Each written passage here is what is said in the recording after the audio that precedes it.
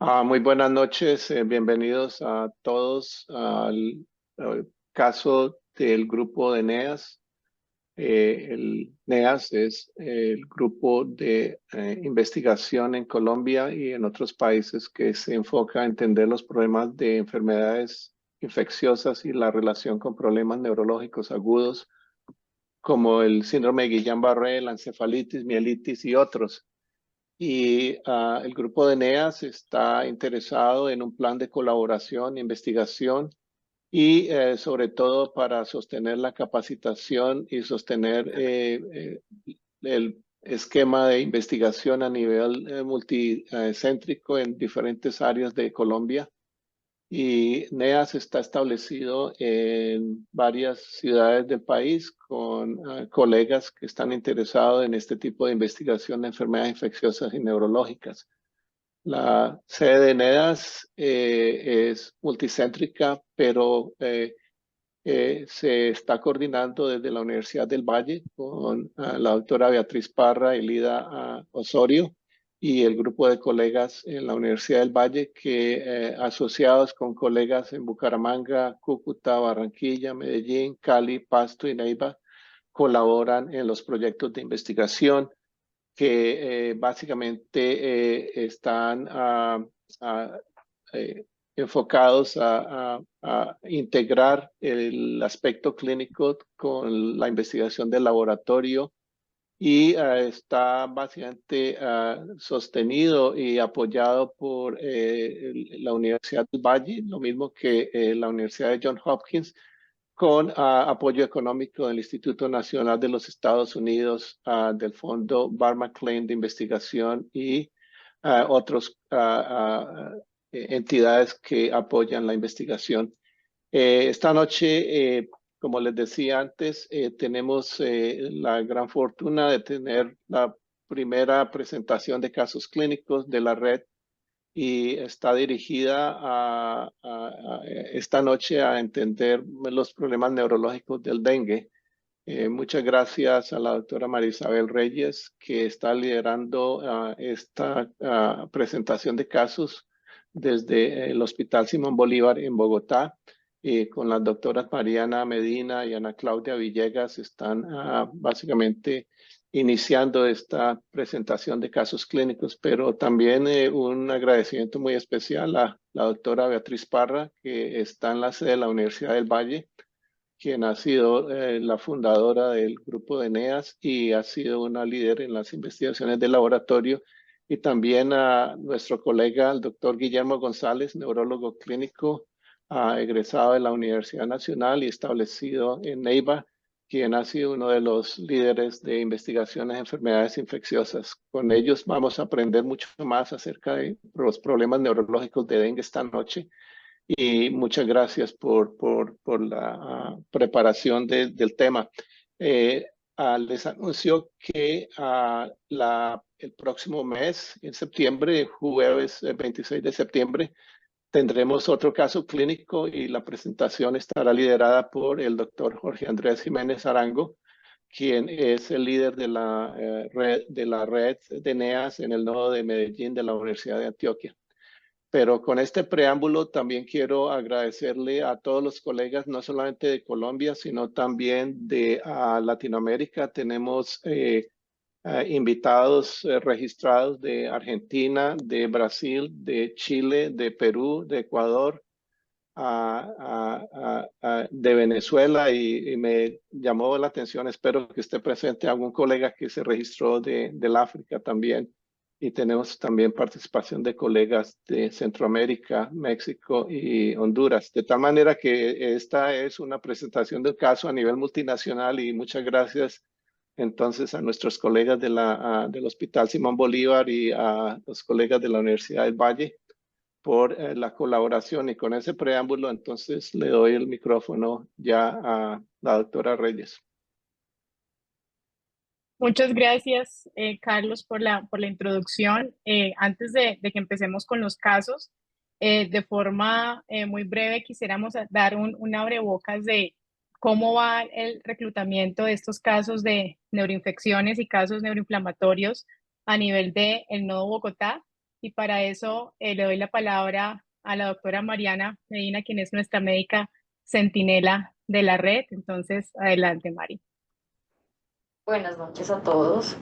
Voy a presentar pantalla.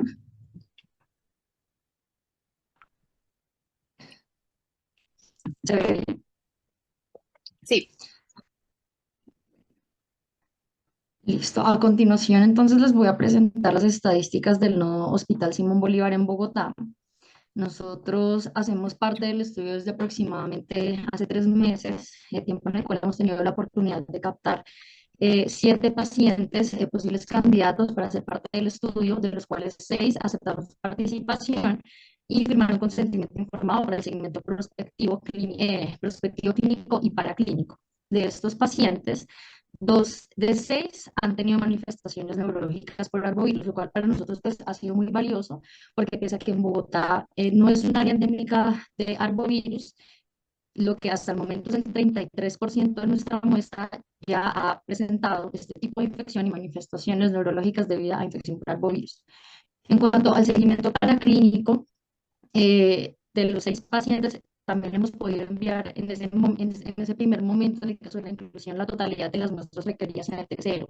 Y para el seguimiento paraclínico, logramos en un paciente el envío de las muestras en la totalidad del seguimiento a lo largo de las 4 semanas.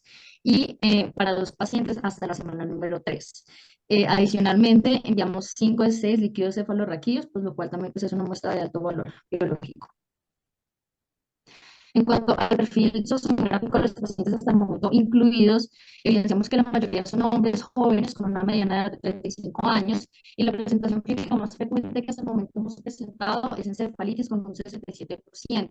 Y el perfil temporal más frecuentemente presentado adicionalmente ha sido también de 67%.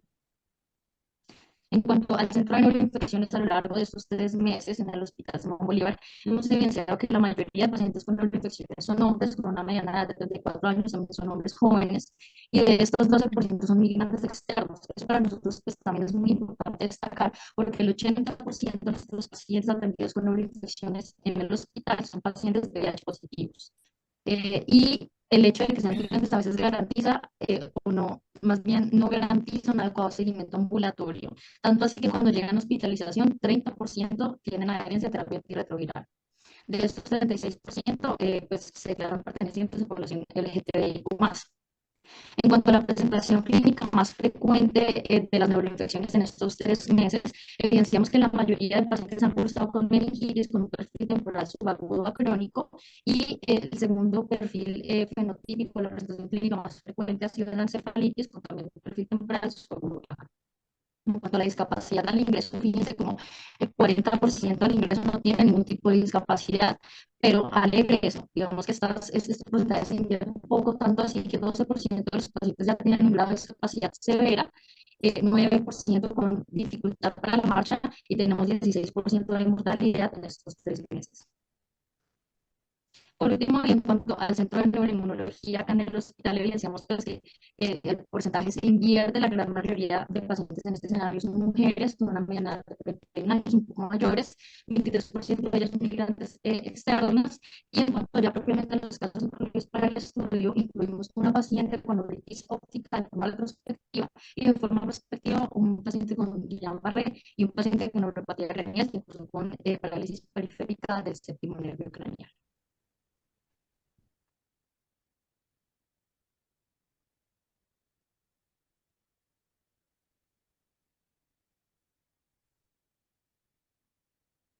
Perfecto, Mari, muchas gracias. Ahí, creo que teníamos algo de interferencia con tu sonido. Esperemos que sea como algo del micrófono. No sé si en este momento me escuchan bien o siguen percibiendo que hay alteraciones con el sonido. Está perfecto. Listo, perfecto. Con esto entonces damos inicio a la presentación de los casos clínicos que están a cargo de la doctora Ana Villegas, residente de 4º año de la Universidad del Bosque. Adelante, Ana. Bueno, buenas noches para todos. Entonces, en el día de hoy tengo la oportunidad de presentar estos 2 casos que vimos junto a la doctora Reyes en el Hospital Simón Bolívar. Entonces vamos a empezar con el primer caso. El primer caso se trata de un paciente masculino de 25 años previamente sano que el 1 de junio viaja a Capitanejo, Santander. Y aquí quiero hacer una aclaración que Norte de Santander, según el primer reporte de este año de la Gobernación del Norte de Santander, es endémico para dengue y podemos encontrar los 4 serotipos. Después de que regresa del viaje, el paciente el 3 presenta náuseas, dolor abdominal, diarrea, cefalea tensional, artralgias, mialgias. Estas mejoran parcialmente con analgésicos, pero el paciente sigue enfermo e incluso el 9 se torna irritable, lo que genera varios conflictos con su esposa. La esposa incluso nos decía que no parecía él. Después, un día después, presenta fiebre no cuantificada y por último, el 12 presenta un cuadro de un minuto de arresto del comportamiento, una versión cefálica hacia la izquierda con una posterior desorientación y esta es la razón por la que ingresa al hospital. Eh, no tenía antecedentes de importancia y como les dije, lo único relevante era su viaje reciente a Capitanejo Santander.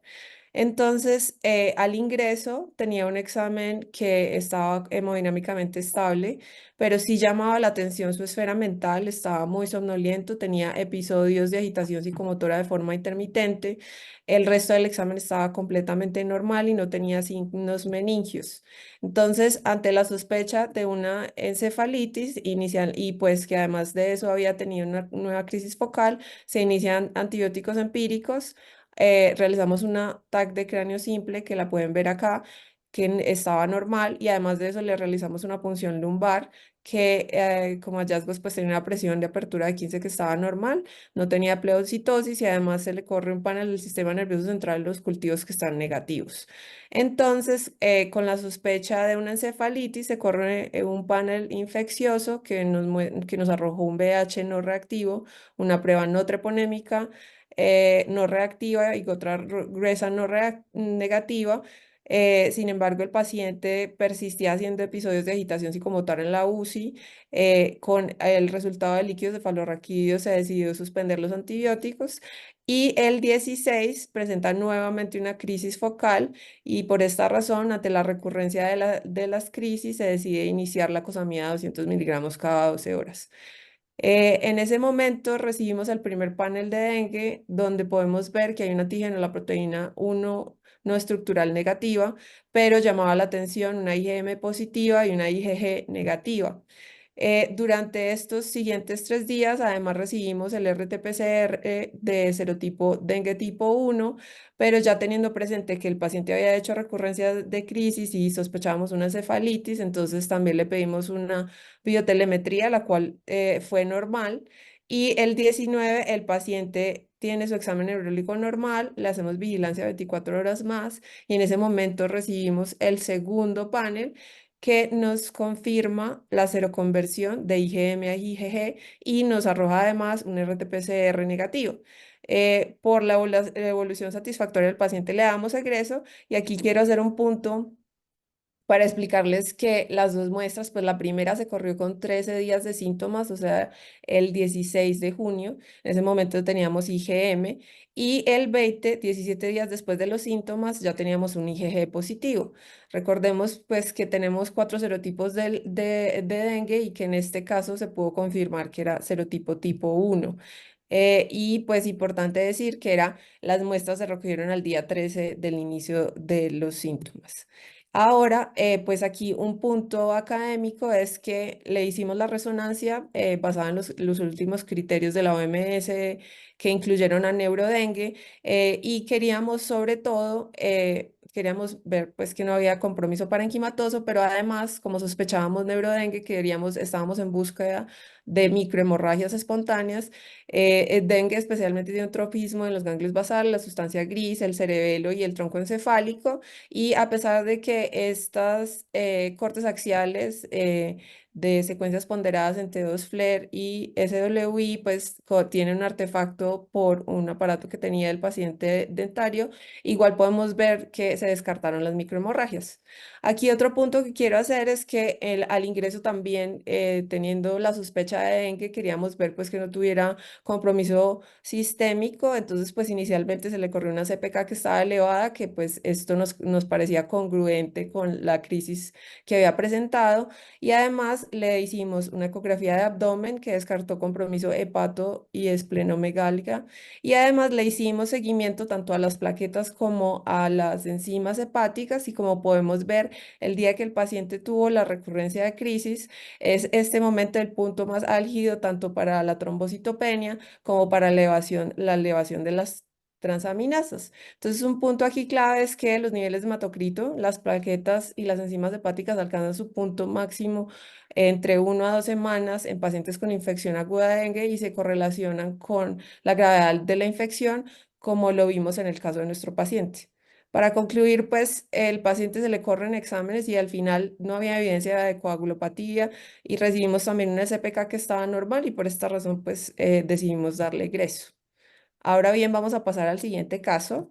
Este es un paciente masculino de 30 años, previamente sano, que tiene un viaje a San Gil, Santander, el 19 de julio. El 23, cuando regresa, presenta malestar general, escalofríos y fiebre no cuantificada que mejoraron parcialmente con analgésicos. El 25 se queda de cefalea, dolor periorbitario, y en esta ocasión deciden administrar una dosis de dexametasona y analgésicos. Y el 31, mientras se encontraba en vía pública, presenta una crisis focal y ingresa además a la institución, y en urgencias, pues lo que nos dicen es que había tenido episodios de crisis tónico-clónica bilaterales sin recuperación de la conciencia, por lo que se hace diagnóstico de un estado epiléptico que requiere intubación orotraqueal, inician manejo con levetiracetam y sedación profunda. Aquí nuevamente este paciente no tenía antecedentes de importancia y pues lo único relevante era su viaje a San Gil 10 días antes. Entonces en esta ocasión recibimos a un paciente que ya estaba bajo intubación, bajo sedación profunda, con taquicardia, con una febrícula, que además algo muy llamativo es que en esta ocasión el paciente sí tenía un rash maculopapular eritematoso en miembros superiores y en el tórax. Y además tenía, a pesar pues de la baja sedación, pudimos hacer el examen que tenía conservada pues todos los reflejos de tallo y las pupilas estaban 2 milímetros hiporreactiva. Entonces, con esto, pues decidimos nuevamente tomar una imagen, un TAC de cráneo simple. En esta ocasión, lo único que tenía, pues, era hematomas subgaliales asociados, pues, al trauma en vía pública, pero como tal, pues, no encontramos sangrados. Y decidimos tomar la primera punción lumbar, que en este momento arroja hipertensión endocraniana con una presión de apertura de 69. Y además tenía una pleocitosis de 9 leucocitos con unas proteínas en 60. Se corre además un panel de sistema nervioso central y cultivos, los cuales fueron negativos. Con este paciente, pues estábamos muy preocupados por la hipertensión endocraniana, entonces al siguiente día realizamos una punción lumbar de control, donde vemos que hay resolución de la pleocitosis con unos leucos de 2 y además tiene mejoría de la presión de apertura a 38. Lastimosamente había tenido episodios de agitación psicomotora, entonces tocó escalarle el tratamiento y adicionarle al manejo ketamina, tiopental y fentanilo. Ahí es cuando recibimos el panel infeccioso que muestra que tiene un VIH negativo y en este caso, a diferencia del primer caso, teníamos además de la IgM, una IgG elevada. Además tenía una gota gruesa negativa. Entonces, en este caso, y teniendo presente pues que queríamos descartar compromiso de otros órganos, algo importante es que como el paciente tuvo un trauma en vía pública, entonces se le pidió un TAC de tórax que mostraba contusiones pulmonares y una consolidación basal derecha y requirió cubrimiento con piperacilina tazobactam. Además, el paciente de la parte respiratoria tenía unas PAFIs bajas y estábamos con una alta sospecha de que estuviera con un síndrome de dificultad respiratoria aguda. Se realizó una ecografía abdominal que nos confirma que tiene una esplenomegalia y además de eso le hacemos un ecocardiograma que nos muestra que tenía un ventrículo izquierdo dilatado con una FEBI preservada. Si podemos ver acá, el primero es cuando tiene su pico más bajo de trombocitopenia asociado pues al estado epiléptico. Además de eso, pues entonces decidimos hacerle una videotelemetría, pues que el paciente estaba bajo sedación profunda, pues entonces se encontraba lenta, pero no veíamos sin descargas. Y al ver que el paciente cada vez iba peor y teníamos una sospecha de un síndrome hemofagocítico, pero no lo podíamos confirmar, después de una ardua discusión, decidimos entonces iniciar pulsos de metilprednisolona. Con esto, él tuvo una evolución, pues persistió con la fiebre, una evolución tórpida desde el punto de vista hemodinámico, incluso tocó escalarle antibiótico-terapia a meropenem y linezolid, pero en la última semana ha tenido una mejoría clínica y el 15 de agosto, o sea, la semana pasada, se logró extubar. Y el paciente pues todavía está en el Simón Bolívar recibiendo tratamiento por parte de la doctora Reyes. Entonces aquí para hacer un resumen de los dos casos tenemos tanto un paciente con una infección primaria como un paciente con una infección secundaria, que los dos tuvieron un síndrome, un prodromos, síntomas sistémicos, un síndrome febril y trombocitopenia asociados a síntomas neurológicos. Entonces revisando pues los criterios de la OMS y además la controversia si el dengue puede causar una neurobilurencia o una neuroinvasión, nos hacíamos dos preguntas grandes entre la doctora Reyes y yo. La primera es cómo se hace la diferencia con las pruebas disponibles que tenemos en nuestro país y realmente podemos hablar de neuroinvasión con las herramientas que tenemos. Esa es como una de las grandes dudas que tenemos y que nos gustaría la opinión de expertos, sobre todo de la doctora Parra. Y la otra pregunta que teníamos y basada en los criterios de la OMS del 2019 es, ¿podemos hablar que estos pacientes tenían encefalopatía o tenían una encefalitis? En nuestra práctica realmente tenemos las herramientas para hacer la diferencia. Y si esta diferencia sí nos modifica tratamiento o su pronóstico. Entonces, estas son las dos preguntas que tenemos para el panel de expertos del día de hoy. Y con eso doy fin a mi presentación. Gracias a toda la red por darme la oportunidad de presentar estos casos. Muchas gracias, doctora Ana. Vamos entonces con esto a abrir la primera discusión sobre, a través de la red y también la interpretación de pruebas, la doctora Beatriz Parra con la experiencia como viróloga y en dengue desde sus inicios en Santander y ahora en Cali, que tiene para contarnos. Beatriz, si puedes ya compartir tus diapositivas. Ok. Bueno, muchas gracias. Buenas noches a todos. Voy a compartir las diapositivas. Mi internet está un poco inestable, entonces voy a detener el video. Por favor, me dicen si están viendo las diapositivas. Sí, las estamos viendo perfectas. Todavía no las estamos viendo, ahora sí las estamos viendo en modo presentado. Bueno, entonces, primero que todo, María Isabel, muchísimas gracias por esta oportunidad para que hablemos un poco del diagnóstico de dengue por el laboratorio. Primero, es necesario que recordemos que los virus dengue son virus RNA, tienen un genoma, voy a sacar el puntero, tienen un genoma RNA que codifica para unas proteínas estructurales que forman parte del virus, la proteína E, la proteína M y la proteína de la cápside, y codifica para 7 proteínas no estructurales que no forman parte del virus. Las principales proteínas que estimulan respuesta de anticuerpos son las proteínas E, M y la proteína no estructural 1. El virus se replica principalmente en la fase febril, en los monocitos, macrófagos, células dendríticas, y en la sangre, en los primeros días, 5 días de la infección, se acumula entonces virus y se acumula la proteína no estructural 1, NS1. El virus puede detectarse entonces en sangre por pruebas moleculares de RT-PCR o RT-PCR en tiempo real que miden el RNA viral y que son las pruebas gold estándar. Y el antígeno NS1 se puede detectar en sangre simultáneamente con las pruebas moleculares mediante pruebas rápidas cromatográficas que se llaman RDT o pruebas de ELISA. A los métodos que detectan el virus se les denomina métodos directos, mientras que los que detectan anticuerpos se denominan métodos indirectos porque detectan la huella que deja el virus cuando ya no está, que son la inmunoglobulina M y la inmunoglobulina G. Los métodos directos son los que tienen más confiabilidad para detectar o confirmar la infección por virus dengue, pero son los menos accesibles, desafortunadamente.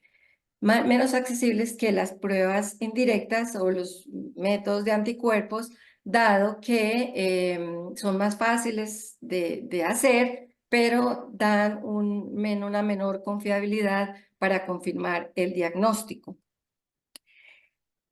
Y la razón se puede explicar debido a la dinámica de estos biomarcadores en las infecciones primarias y secundarias por dengue. Cuando ocurre una primera infección por cualquiera de los serotipos de virus, de los 4 serotipos de virus dengue, entonces ocurre una viremia que es transitoria que dura la fase febril. Y allí podemos detectar entonces el virus de manera molecular por pruebas de PCR, pero también podemos detectar el antígeno viral. Estas pruebas pierden sensibilidad a medida que se aproxima la defervescencia y posterior a la fase febril, entonces empezamos a detectar la inmunoglobulina M por pruebas rápidas o pruebas de ELISA, las cuales se elevan sustancialmente unos días después, pero permanecen positivas hasta 2 o 3 meses después de la infección. La inmunoglobulina G se detecta unos días después de la inmunoglobulina M, también se eleva posteriormente y permanece positiva por el resto de la vida del individuo, aunque títulos más bajos después del primer año. Por lo tanto, la detección de IgM o IgG en una única muestra es un diagnóstico presuntivo o probable, puesto que se podría tratar de una infección que ocurrió unos meses antes, de manera asintomática también. La dinámica de estos anticuerpos durante las infecciones secundarias cambia drásticamente cuando la infección ocurre por otros serotipos o por otro flavivirus como el virus Zika, por ejemplo, en la cual entonces la elevación de la IgM es muy transitoria o se puede detectar negativa más o menos en un 20% de los casos. O sea que la negatividad de la IgM no descarta dengue en una infección secundaria. Por el contrario, los anticuerpos IgG tienen un aumento dramático durante estas infecciones secundarias muy temprano, que ocurre simultáneamente con la viremia, como ven ustedes aquí. Entonces, vamos a detectar tanto IgG como las pruebas moleculares de PCR positivas al virus dengue. Sin embargo, eso mismo no ocurre con el antígeno NS1, puesto que muchos de estos anticuerpos son positivos para la proteína NS1, son específicos y se unen a la proteína NS1 y bloquean la detección tanto por las pruebas rápidas como por las pruebas de ELISA, de manera que la sensibilidad no supera el 50%. Es decir, que una prueba negativa para NS1 en una infección secundaria no descarta el dengue. También en las infecciones secundarias, las pruebas de IgG cruzan con otros flavivirus, es decir, que resultan positivas en pruebas para otros flavivirus, de tal forma que si la infección secundaria fue, por ejemplo, por Zika, en un paciente que previamente había tenido dengue, vamos a tener que las pruebas de dengue salen positivas y podemos hacer una mala interpretación en el diagnóstico y decir que el paciente tiene dengue cuando en realidad tiene Zika o viceversa. En el contexto de las infecciones o de la neuroinfección, las complicaciones neurológicas por dengue, tenemos varios retos. Uno de ellos es pues que la viremia es transitoria y las complicaciones neurológicas se presentan posterior a esta viremia. Otro reto es que la muestra de líquido cefalorraquídeo no es una muestra de rutina que se tome para el diagnóstico de dengue en la fase febril. Entonces, poco conocemos de la dinámica del virus en el líquido cefalorraquídeo y también la sensibilidad pues va a ser muy baja cuando se detectan pues los síntomas neurológicos y se hace la punción lumbar. Entonces, de manera que nos queda hacer el diagnóstico con las pruebas de anticuerpo que ya tienen las limitaciones que les mencioné anteriormente. Y la detección entonces en el líquido cefalorraquídeo del virus tampoco es tan sensible como lo muestran, por ejemplo, estos estudios que ven aquí en la parte inferior se muestran los de dengue, en la parte superior están los de otros arbovirus. Y estos tres series de casos nos muestran que en el meningitis y encefalitis la detección de virus en el líquido cefalorraquídeo no supera el 12% de los casos. Igualmente, en estos estudios tan importantes de la doctora Puccioni en Río de Janeiro, nos muestra que la detección de IgM en el líquido cefalorraquídeo tuvo una muy alta especificidad, pero una muy baja sensibilidad para detectar dengue en casos de encefalitis y mielitis. Pero algo importante es que la IgM se correlacionó con inflamación en el citoquímico del líquido cefalorraquídeo, principalmente pleocitosis y proteinorraquia.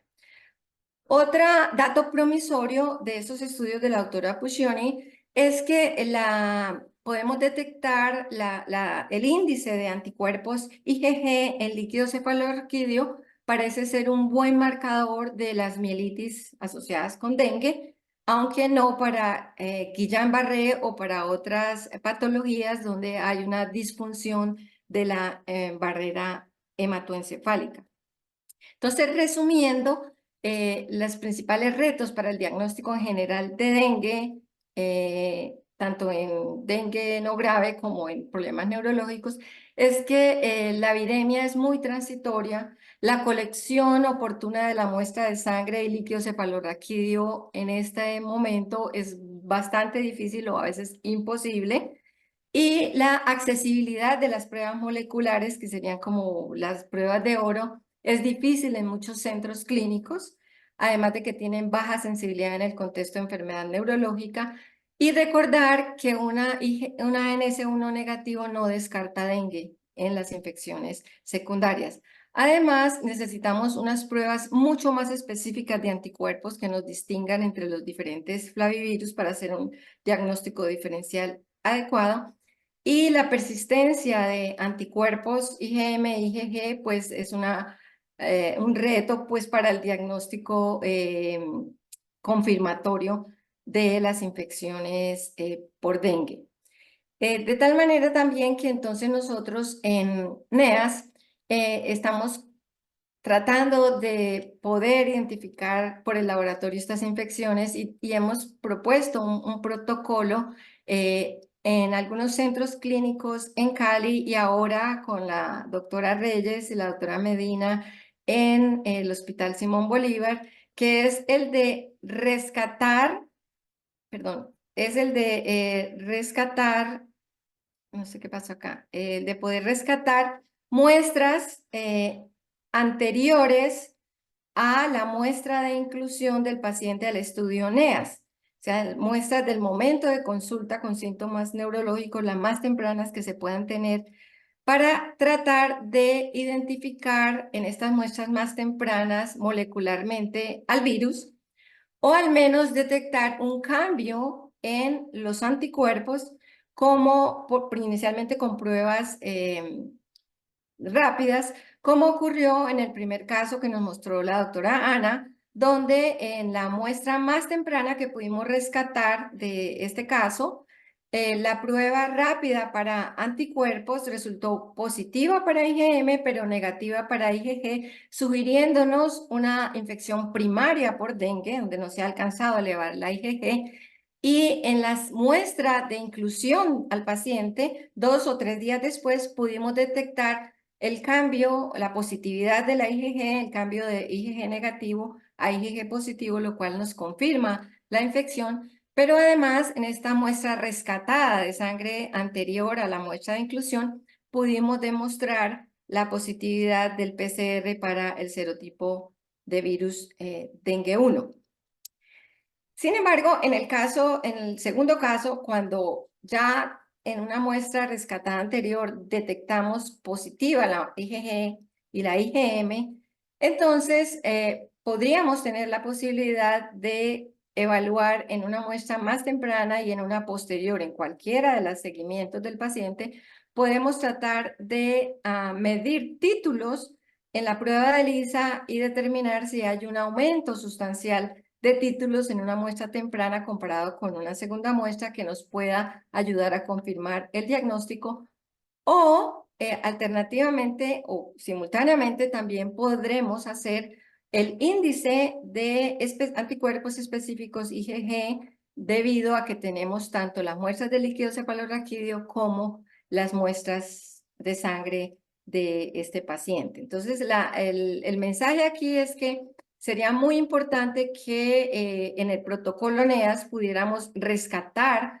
muestras anteriores a la muestra de inclusión al estudio, para la cual tendríamos que pronto hacer una adendo en el comité de ética para que nos permitieran y que los laboratorios de las instituciones conservaran estas muestras para que pudiéramos hacer esta evaluación.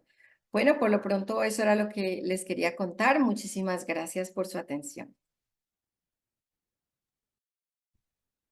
Muchas gracias, Beatriz, por tu explicación y sobre todo por reforzarnos una vez más en la importancia de que nos articulemos como equipo, donde muchas veces si logramos coordinar con laboratorio, a pesar de que es un esfuerzo gigantesco el que hace nuestro médico Centinelas en la red, tratando de tomar consentimientos informados y tratando de identificar los pacientes, si logramos esa articulación también con nuestros colegas en laboratorio a nivel local, probablemente vamos a lograr mejorar el rendimiento de las pruebas que tenemos disponibles, sobre todo, como decías tú, así sean las serologías, que en este caso fueron los que finalmente nos ayudaron para el diagnóstico.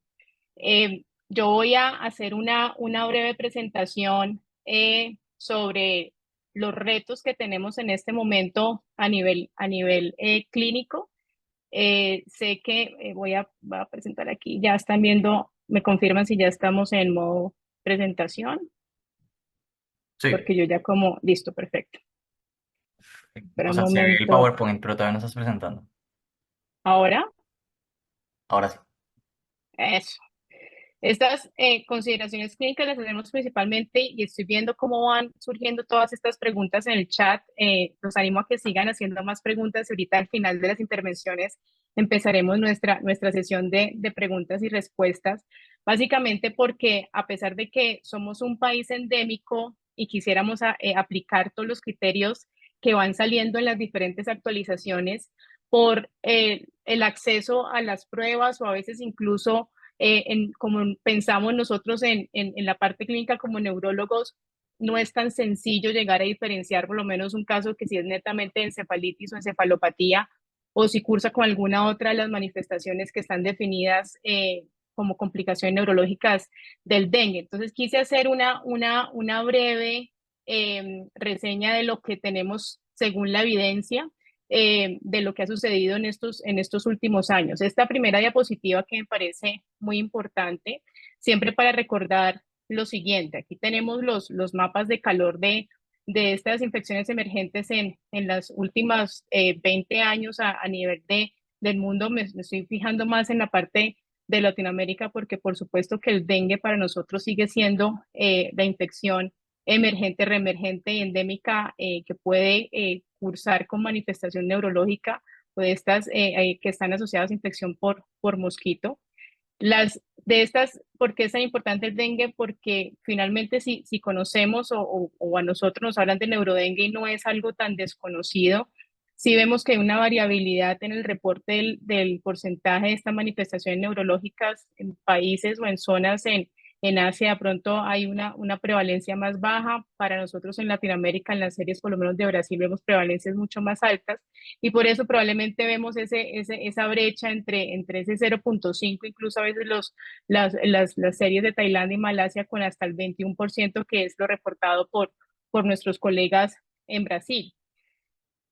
Más allá de hablar de por qué neurodengue, es también recordar que para nosotros en neurología, en neuroinmunología, en neuroinfectología, es importante establecer si el virus o el microorganismo al cual nos estamos enfrentando tiene tres potenciales diferentes. Uno de ellos es el potencial de neuroinvasión, el segundo de ellos es el potencial de neurotropismo y el tercero de ellos es el potencial de neurovirulencia. Y tal vez lo vivimos más de cerca cuando empezamos a hablar de todas estas complicaciones neurológicas en COVID, porque tal vez queríamos que todo fuera como inflamatorio o infeccioso y nos dábamos cuenta que no necesariamente era así. Para recordar entonces, un patógeno o un virus, el potencial de neuroinvasión es que tiene la capacidad de entrar al sistema nervioso, ya sea central o periférico. Cuando hablamos de que es neurotrópico, es que más allá de entrar, también tiene la capacidad de replicarse en el sistema nervioso. Y cuando hablamos de neurovirulencia, es la capacidad que tiene de que haya un compromiso, una manifestación neurológica, así sea a distancia. ¿Sí? Que esto es muy importante porque aquí viene entonces a entrar la tormenta de citoquinas, otros mediadores en la parte de la fisiopatología que a veces no tienen que ver con que el virus necesariamente esté entrando al sistema nervioso central o periférico, sino que a pesar de que haya una infección sistémica, vamos a tener manifestaciones ya sea por otros mediadores. Usualmente pues van a ser mediadores inflamatorios, pero también tenemos aquí mediadores de coagulación, lo veíamos también con COVID, donde pensábamos que todo era inflamatorio inmunológico y veíamos también que esos pacientes tenían por lo menos más accidentes cerebrovasculares, tenían mayor cascada de sustancias procoagulantes. Entonces, algo parecido también ocurre con dengue. El dengue entonces tiene estas tres características, es un virus que tiene potencial de neuroinvasión, es un virus que es neurotrópico y también que tiene neurovirulencia. Con esto, si bien Beatriz nos hablaba de la cinética de las pruebas, también recordar que el dengue tiene unas fases, ¿sí? Una fase febril que los que nos criamos en zonas endémicas de pronto no le tememos tanto, así como sí le tememos a esa zona de la fase de efervescencia cuando empieza a bajar la fiebre y es cuando sabemos que empiezan a haber las complicaciones a nivel sistémico y eventualmente las complicaciones también a nivel neurológico. Algo importante es que para neurodengue estas complicaciones pueden estar en cualquiera de estas tres fases, porque hay una tercera fase de convalescencia. En esta fase de convalescencia, eventualmente el paciente ya está sintomático y es cuando podemos tener la presencia de alguno de estos síndromes que van a ser más inmunológicos o posinfecciosos. Entonces, esta gráfica que les traía de la revisión del New England era para que recordáramos que en el espectro, a pesar de que uno quisiera que pudiéramos categorizar en cuál fase de la enfermedad vamos a ver más manifestaciones neurológicas, las podemos ver durante las tres fases, solamente que probablemente fisiopatológicamente van a tener un valor si son más tardías o si son más tempranas. Y en general, a pesar de que esto cambia dependiendo de la revisión, a mi modo de ver tenemos como tres complicaciones grandes a nivel de neurodengue. La principal complicación o lo que por muchos años se estudió que era la encefalopatía, porque digamos inicialmente no teníamos las herramientas para lograr identificar esta neuroinvasión del virus, sino que después de los 90 empezamos a ver cómo empieza a crecer la evidencia que efectivamente sí había presencia de material genético del virus a nivel del sistema nervioso, pero hablábamos era de encefalopatía, o sea, aquellos pacientes con dengue que tenían alguna alteración del estado de conciencia, estaban pues muy encefalopáticos, estaban en unidad de cuidado intensivo, estaban en estado también de gravedad y finalmente con líquidos no inflamatorios o de pronto a veces con estudios inconclusos quedaban dentro de lo que conocíamos encefalopatía por dengue. Para mí encefalopatía también hace más noción como la complicación metabólica de la enfermedad grave, entonces recuerden esos pacientes que hacen hepatopatías o hacen trastornos hidroelectrolíticos como hiponatremias y pueden tener esta manifestación de alteración del sensorio secundario como a esa parte sistémica, más que porque el virus esté teniendo un compromiso directo a nivel de parénquima, ya sea cerebral o de médula, pues principalmente, o a nivel de meninge. El segundo grupo de estas manifestaciones van a ser aquellas que uno asocia a esta neuroinvasión. Y esta asociación a neuroinvasión, entonces va a ser los casos de encefalitis, de meningitis, de mielitis, principalmente.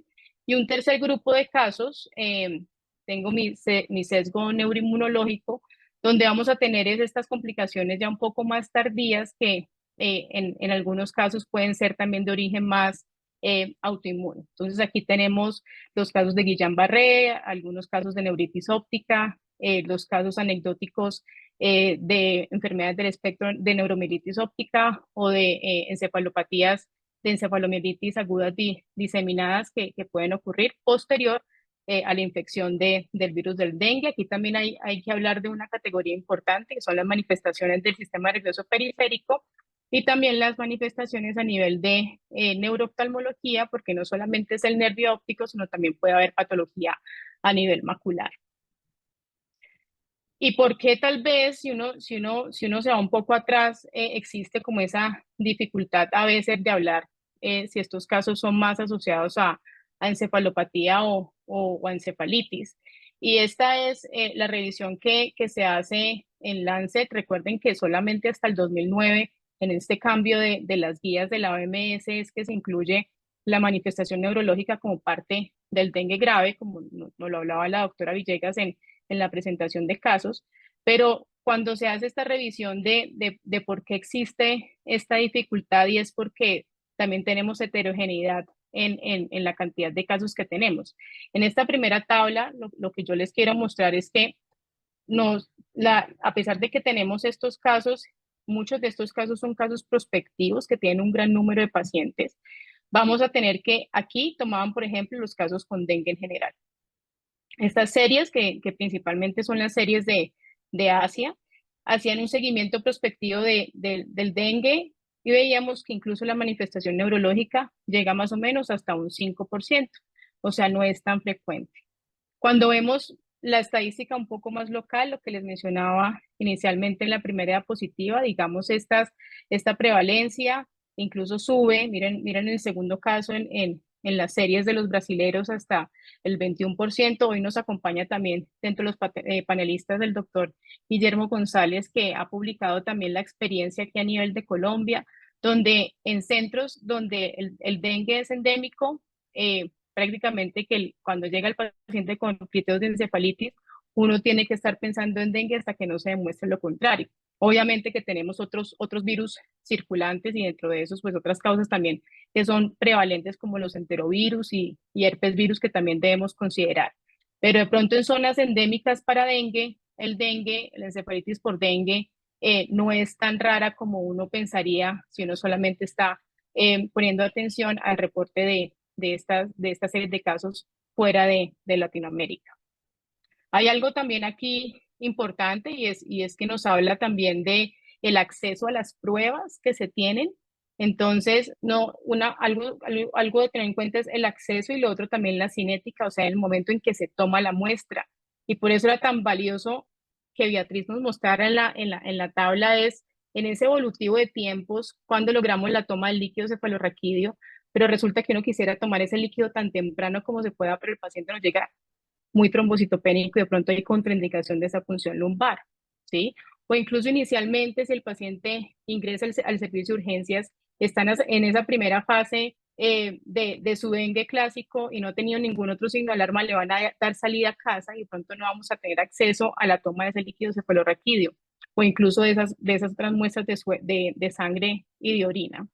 Entonces, para decirles que incluso en estos casos donde se habla de casos de encefalitis, no en todos los casos teníamos el acceso a esa IgM positiva en líquido, no en todos los casos se tenía la documentación de estas PCRs positivas en líquido. Sin embargo, la aproximación que se hacía de forma clínica a qué se denominaba encefalitis era la razón con la cual se incluían estos casos. Incluso de estas series, una de las más interesantes es la liderada por el doctor Solomon, donde ellos son muy juiciosos con sus criterios de inclusión.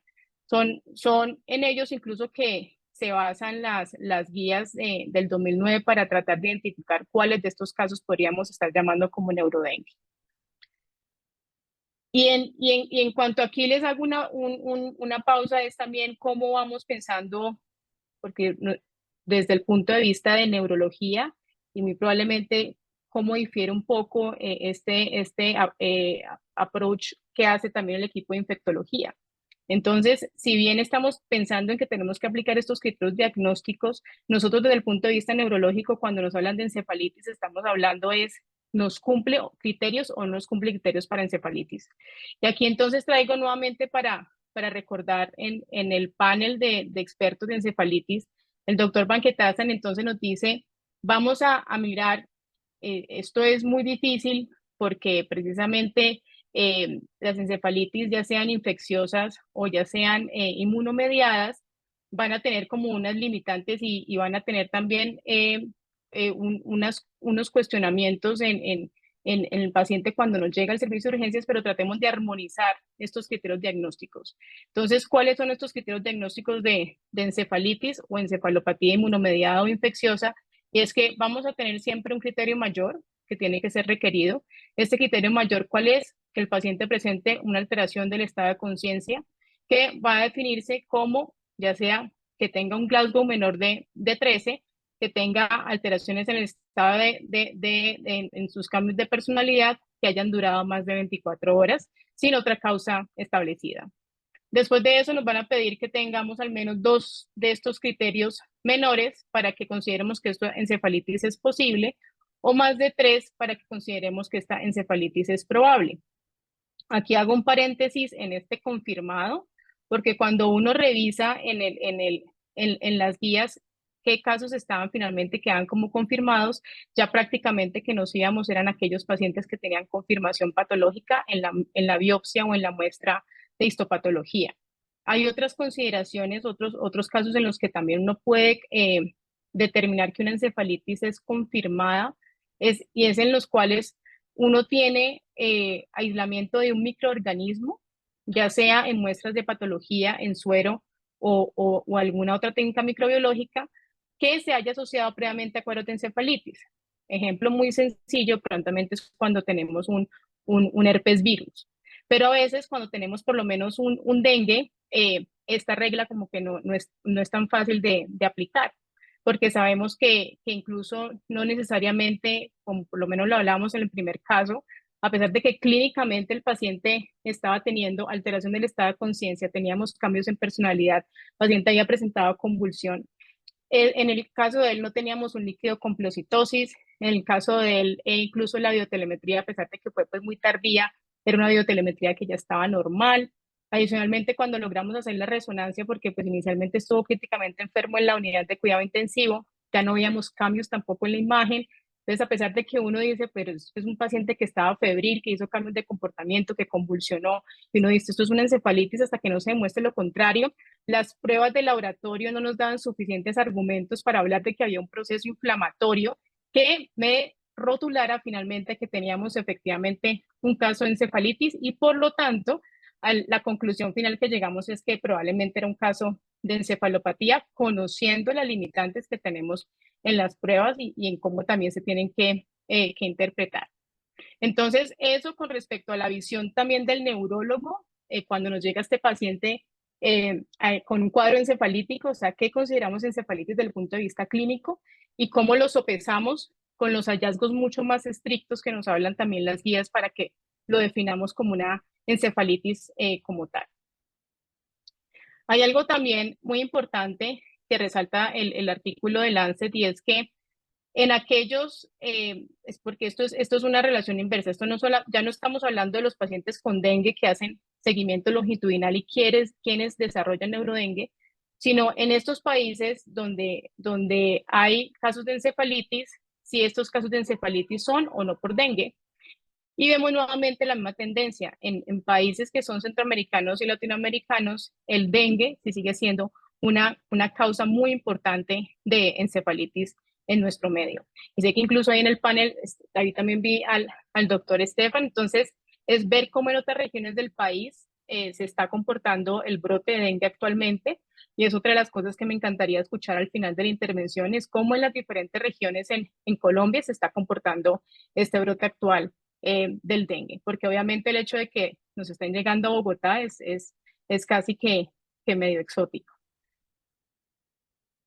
¿Qué consideraciones entonces tengo yo? Y esto obviamente pues ayudado pues en la revisión de lo que hay en la literatura. Siento que tenemos unas manifestaciones de dengue a nivel central y periférico. ¿Cómo definen las guías que tenemos o cuál es ese primer escalón que tengo que chequear para decir si tengo unas manifestaciones neurológicas por dengue a nivel del sistema nervioso central? Es que tenga un paciente que tiene alteración del estado de conciencia. ¿Cómo defino yo alteración del estado de conciencia? Que tengamos un Glasgow, a pesar de que el neurólogo no nos gusta aplicar escala Glasgow, que tengamos un Glasgow menor de 14 para estandarizarlo, que hayan otros síntomas clínicos que yo siento que de pronto son inusuales para dengue, y rigidez nucal, y que hayan signos focales en el examen neurológico o que el paciente haya convulsionado. Digamos, ese es el primer escalón para que nosotros nos llevemos de razones para decir, esto puede ser un dengue que está afectándome parénquima o sistema nervioso central. También no nos podemos olvidar del sistema nervioso periférico, pero vamos a hablar primero del sistema nervioso central. Después de que decimos listo, tenemos un caso de neurodengue en sistema nervioso central, podemos tener otras categorías. Una de ellas, entonces, es la encefalopatía por dengue. En la encefalopatía por dengue, ¿qué cosas necesitamos que se cumplan? Que hayan complicaciones sistémicas del dengue. Entonces, el paciente hizo alteración hidroelectrolítica o hizo insuficiencia hepática, o por alguna razón está hipoperfundido, está choqueado, o está hipoxémico porque tiene una falla respiratoria porque está teniendo compromiso pulmonar, o que secundario a la trombocitopenia haya tenido otras manifestaciones a nivel de sistema nervioso central, como por lo menos una hemorragia, y que el líquido cefalorraquídeo esté normal. Entonces, eso actualmente se clasifica como encefalopatía por dengue. Ahí yo le hago una colita adicional, y es que no voy a detenerme a hablar en esta charla, y es, hay también un espectro muy grande de complicaciones vasculares asociadas al dengue que no estamos incluyendo en esta encefalopatía. Entonces, si uno entra, uno va a ver reporte de casos de encefalopatía posterior reversible asociada a dengue, a eventos cerebrovasculares asociados al dengue, que no necesariamente son tan fácilmente asociados al simple hecho de que el paciente está trombocitopénico y va a sangrar. Entonces, digamos, esa complicación cerebrovascular se nos queda un poco por fuera como de lo que tenemos actualmente como clasificación. Los casos que ya definimos como encefalitis, y que nos dicen los expertos inicialmente en esa apuesta de Lancet del 2013 es encefalitis por dengue, la vamos a llamar cuando tenemos estos síntomas o estos criterios clínicos, y adicionalmente tenemos forma de aislar el ARN viral del líquido cefalorraquídeo o el ANC1 o la IgM, o que ustedes tengan un líquido en el cual tengamos pleocitosis. Entonces, que de alguna forma podamos documentar que hay un proceso inflamatorio. Y una tercera que les pongo ahí, que son las manifestaciones centrales inmunomediadas, que son muy importantes porque no es que no, yo digo, pues uno desde el punto de vista neuroinmunológico las va a poder esperar. ¿Por qué? Porque no solamente para esclerosis múltiple, sino para enfermedades como neuromielitis óptica, aquí en Latinoamérica, donde incluso tenemos un poco más de prevalencia de neuromielitis óptica seropositiva, vemos que algunos pacientes que han tenido dengue después desarrollan esta otra complicación de enfermedad desminimizante o de esta astrocitopatía mediada por anticuerpos. No es que sea parte del espectro de neurodengue, sino que debemos recordar ese periodo de riesgo, que si bien ese concepto se aplica principalmente a las recaídas en esclerosis múltiple, es saber que entre esa semana antes de que ocurra el brote neuroinmunológico y esas semanas de infección, y 5 semanas después de esa infección, existe esa ventana de tiempo donde la persona puede ser más susceptible a que, si tiene la predisposición para generar esta enfermedad, se puede desenmascarar por el hecho de que tuvo la infección por, en este caso, dengue. No solamente puede ser dengue, porque estas infecciones virales igual se han asociado también a varicela zoster, a pues cualquier otra cantidad de virus, entonces no es únicamente con dengue. Entonces, esto me parece importante porque cuando uno evalúa la literatura, ustedes sabrán que si hay neuromielitis óptica por dengue, la respuesta probablemente es no, ¿sí? Sino que la misma infección sí puede desenmascarar el hecho de que la persona pues fuera a tener su manifestación de esa enfermedad asociada a coapolina 4. Con el otro punto importante, y es en los casos en los que tenemos encefalomielitis agudas diseminadas, ¿sí? Que es el ADEM, que si bien lo identificamos más en niños, en algunas ocasiones como hay la encefalopatía, neuritis óptica y mielopatía longitudinalmente extensas, y son seronegativas para coapolina 4, probablemente si midiéramos de pronto los MOC, si no salen positivos, sino que muchas de estas series antiguas pues no tenían tampoco acceso a la toma de este anticuerpo. En manifestaciones del sistema nervioso periférico, Guillain-Barré, rhabdomiólisis, incluso casos de miositis. Hay también disfunción muscular asociada a incluso parálisis periódicas hipocalémicas asociadas a la infección.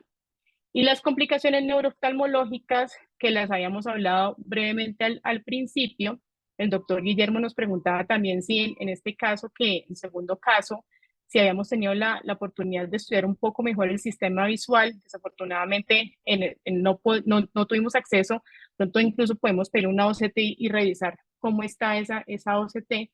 Ahorita que el paciente ya está despierto y está ya en su estado basal, no hay queja visual, su agudeza visual en este momento es 20/20, pero se cree que son más de origen posinfeccioso o incluso vasculítico a nivel de retina. Aquí les traía brevemente un caso de cuando nos hablan de este ADEM, a qué estamos haciendo alusión. Entonces, estas encefalomielitis agudas diseminadas hacen alusión al hecho de que estos pacientes están teniendo un proceso inflamatorio a nivel parenquimatoso. Ustedes ven aquí en este corte axial FLAIR, como vemos estas lesiones hiperintensas, de alguna forma periventriculares, se ven como estas nubecitas o estos fluffy-like lesions, que son las que a veces describen en enfermedades como MOGAD, también a nivel de pedúnculos cerebelosos. Algo de realce en el medio de contraste en este T1 post-contraste. Esta paciente desafortunadamente empeoró con el tiempo a pesar de los esteroides, incluso ustedes ven como el realce aumenta en las resonancias de control, y aquí en este sagital T2 que tenemos en médula para mostrarles que tiene una mielopatía, unos cambios en señal longitudinalmente extensos, con algo de realce también en el T1 post-contraste. Entonces, esto ya más como a manifestación posinfecciosa o inmunomediada. Y en esta última, ya para cerrar, es tal vez de los artículos más recientes sobre los criterios de neurodengue, sale esta publicación en Brain este año, en marzo, y nuevamente, a pesar de que es la experiencia asiática, nos hablan que deberíamos considerar como criterios de neurodengue. Entonces, lo que los autores nos dicen es, vamos a decir que en estos casos de encefalitis definitiva, si todos estos ítems están satisfechos, entonces tenemos una clínica de encefalitis. Ya vimos con los criterios de Van Ketasan cuáles son los criterios de encefalitis que vamos a utilizar, y vamos a hacer una detección del dengue en líquido cefalorraquídeo o en tejido cerebral por uno de los siguientes métodos: por antígeno, por PCR, porque tengamos la oportunidad de hacer aislamiento viral y cultivo, o que estemos viendo en estas muestras de patología por inmunohistoquímica la presencia de los antígenos virales. ¿Qué casos vamos a considerar como probables? Aquellos pacientes que cumplen criterios clínicos de la enfermedad y que hay una evidencia un poco más indirecta de que hubo infección por dengue. Entonces tenemos una IgM en líquido cefalorraquídeo o la presencia de alguno de estos en suero. Una seropositividad para el NC1, una PCR positiva en sangre, que podamos lograr el aislamiento viral en alguna de las muestras y que tengamos un antígeno, una IgM positiva en suero. Y por eso es tan valioso la labor que se hizo desde el laboratorio en Virem, porque precisamente, por lo menos en ese primer caso, si no se hubiera hecho esa captación de esas muestras retrospectivas, probablemente hubiéramos perdido la oportunidad de también incluso ver esta seroconversión. Con eso entonces yo finalizo mi intervención para darle paso también al doctor Guillermo González, que nos hable él desde el punto de vista del experto, qué apreciaciones tiene sobre los casos y sobre los comentarios que hemos hecho Beatriz y yo, y también a Carlos para que nos hable incluso desde el punto de vista histopatológico cómo deberíamos estar definiendo estos casos de encefalitis por dengue. Después de eso abriremos entonces nuestra sesión de preguntas y respuestas.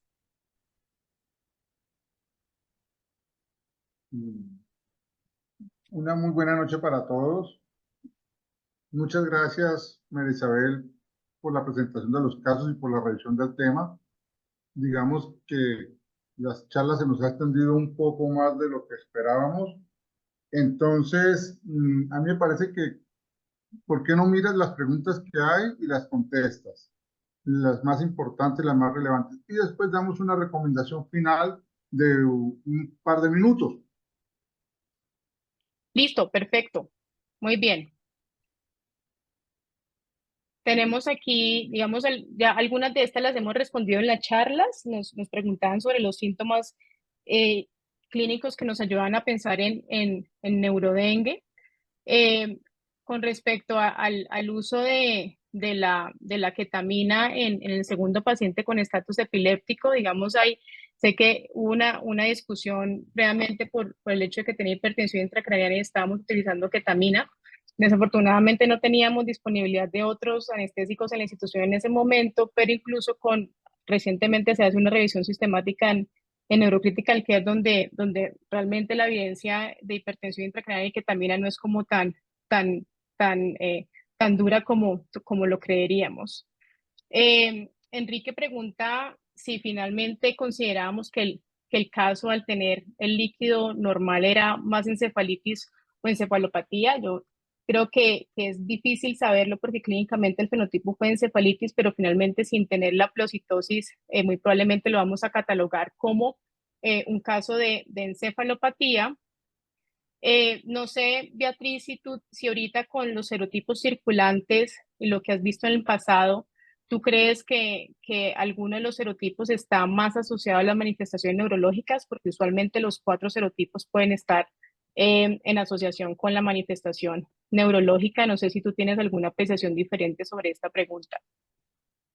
Sí, no, realmente no sé si hay un solo serotipo, pero el dengue grave puede ser causado por cualquiera de los 4 serotipos. Lo que sucede es que en neurodengue pues es muy difícil demostrar la presencia del virus, ha sido muy difícil. Y en los casos de los series de casos como la del doctor Tom Solomon que tú mostraste y en otras, pues es el virus que esté circulando en el brote.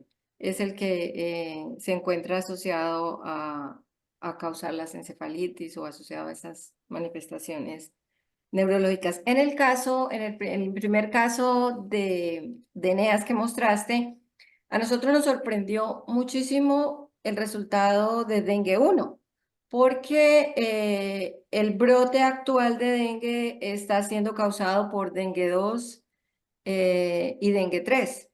Entonces, nos sorprendió tanto que dijimos, bueno, ¿será esto cierto? Y hicimos otra prueba, hicimos las 2 pruebas de PCR que tenemos disponible, que son el RT-PCR en tiempo real, que es el protocolo del CDC, y también el RT-PCR anidado, el protocolo del doctor Lanciotti, y las 2 nos arrojaron dengue 1.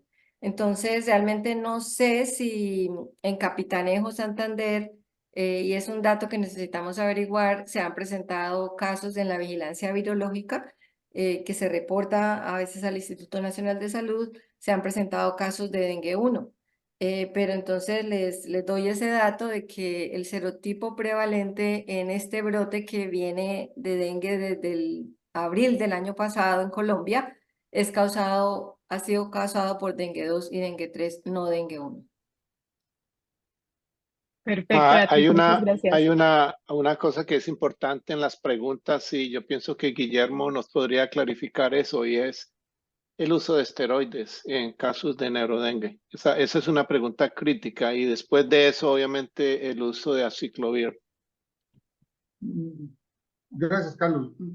Digamos que la recomendación de la Organización Panamericana de Salud y la gente que estudia dengue que ha publicado sobre esta patología no recomienda el uso de esteroides. Y quisiera que para los colegas esa fuera una recomendación general. Nosotros aquí vemos semanalmente 1 o 2 casos de dengue y algunos muy críticos, y hemos aprendido que hay que darles el tiempo y que darles el apoyo asistencial necesario, respiratorio, renal, hepático, lo que tengamos que hacer, que el paciente, a pesar de su compromiso muy severo, generalmente evoluciona bien. Hay que estar muy atentos en el diagnóstico, eso sí me parece que es clave. Y el diagnóstico, fíjate que estos son casos hechos en Bogotá, pero el paciente tenía en la historia clínica el antecedente todos de estar viajando a una zona endémica de dengue.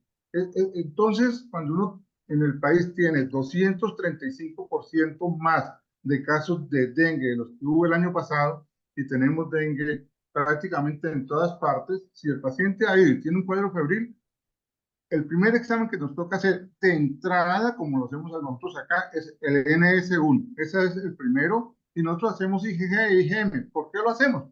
Para el seguimiento y sobre todo porque los pacientes pueden tener una IgG positiva que no es la que le está ocasionando la enfermedad en este momento, pero sí nos va a servir de marcador. Entonces, ese punto me parece a mí que es importante. Lo otro es que si nos ponemos de acuerdo y podemos seguir avanzando en el tratamiento de estos pacientes, pues el artículo que nos mostró la doctora María Isabel habla sobre el uso del Selgocivir y cómo este Selgocivir en unas dosis aumentadas, no en 2 dosis, sino 4 dosis, ya ha mostrado una efectividad para acabar con los virus, por lo menos en los murinos que lo utilizaron.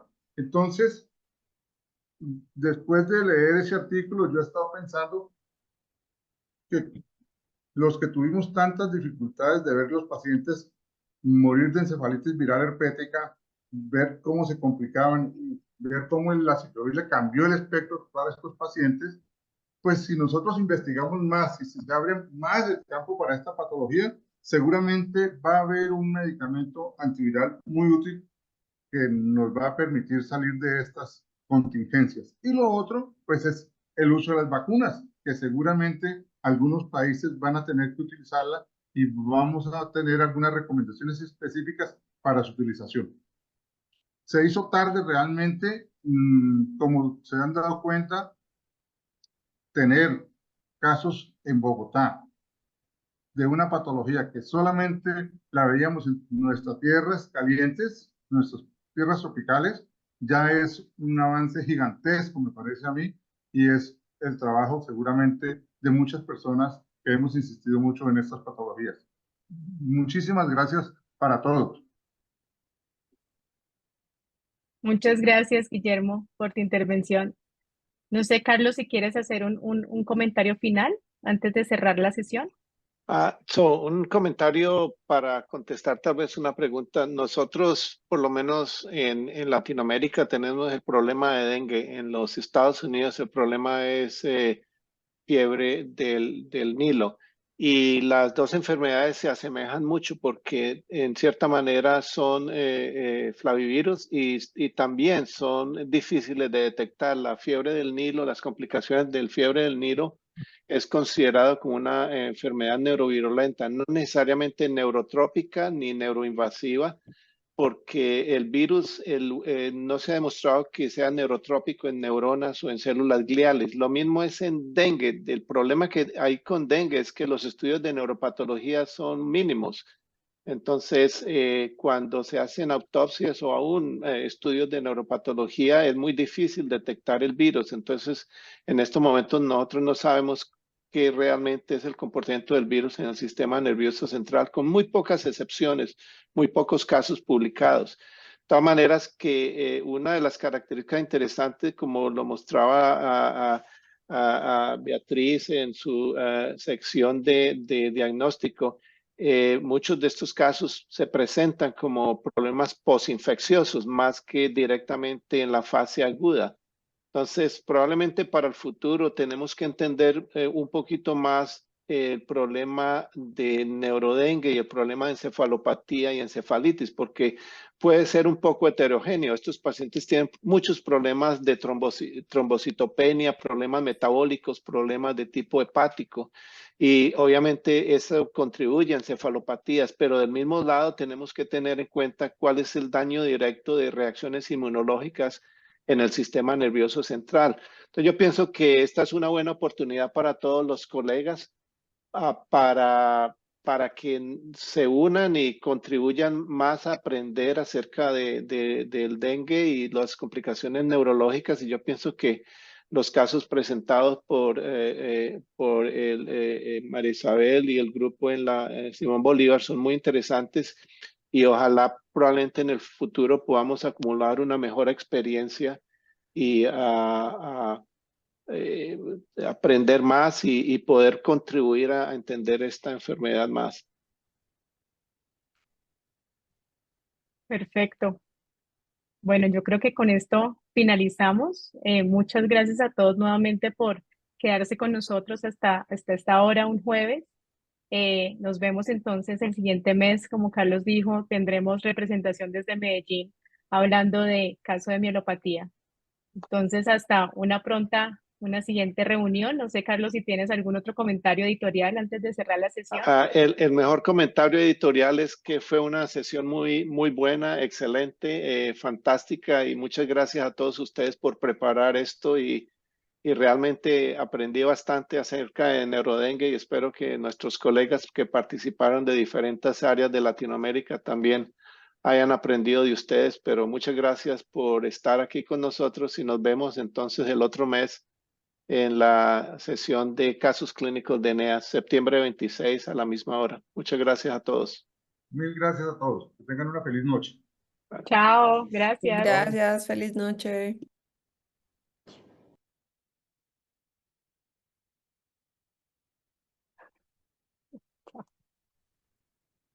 Muy bueno.